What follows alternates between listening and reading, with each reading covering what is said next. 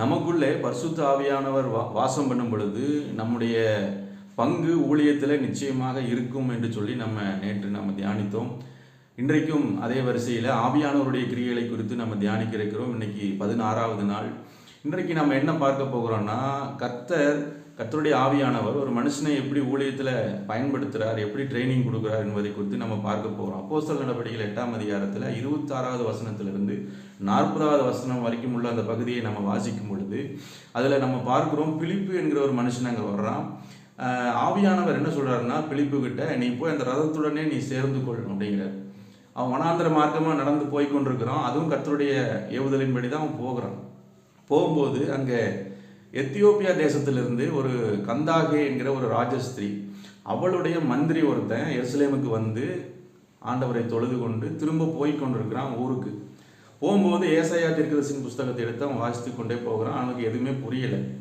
அப்போ அந்த மந்திரி எதுவுமே திரும்ப போய் கொண்டிருக்கும் போது தான் பிலிப்பு போய் அவனோட ஜாயின் பண்ணுறாரு. ஆவியானவருடைய ஏவுதலினால போய் ஜாயின் பண்ணி, இதை உங்களுக்கு தெரியுமா, இதை என்ன நீங்கள் வாசிச்சுட்டு இருக்கீங்க, இதனுடைய அர்த்தம் உங்களுக்கு தெரியுமான்னு கேட்கும் பொழுது அவன் எனக்கு தெரியல அப்படின்னு.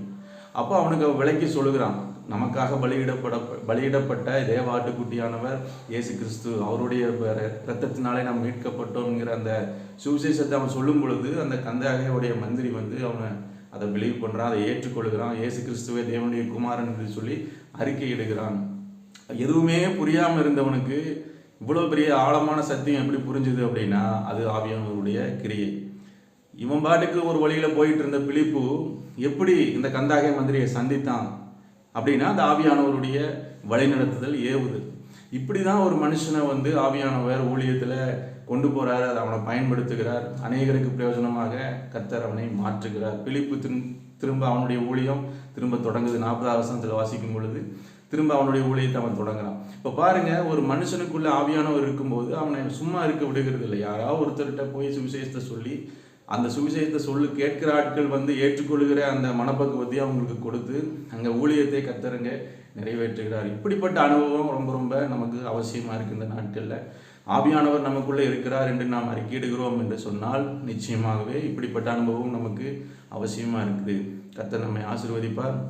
இப்படிப்பட்ட அனுபவத்தை நம்ம வாஞ்சிப்போம். ஆவியானவர் நம்மையும் பயன்படுத்த சித்தமாக இருக்கிறார். நம்ம முழுவதுமாய் விட்டு கொடுக்கும் பொழுது நிச்சயமாக நம்முடைய வாழ்க்கையிலும் அப்படிப்பட்ட காரியங்கள் நிறைவேறும், அற்புதங்கள் நடக்கும்.